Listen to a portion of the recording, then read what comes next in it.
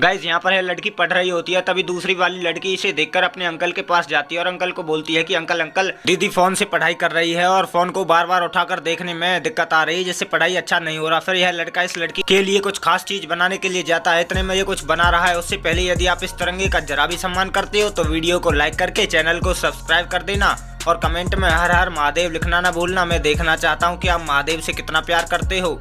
दोस्तों यहाँ पर यह लड़का इस लड़की के लिए कुछ स्पेशल चीज बना देता है। दोस्तों यह लड़का एक फोन स्टैंड बना देता है जिससे लड़की को परेशानी ना हो और वह आराम से अपनी पढ़ाई कर सके। इस लड़के के लिए एक लाइक करना।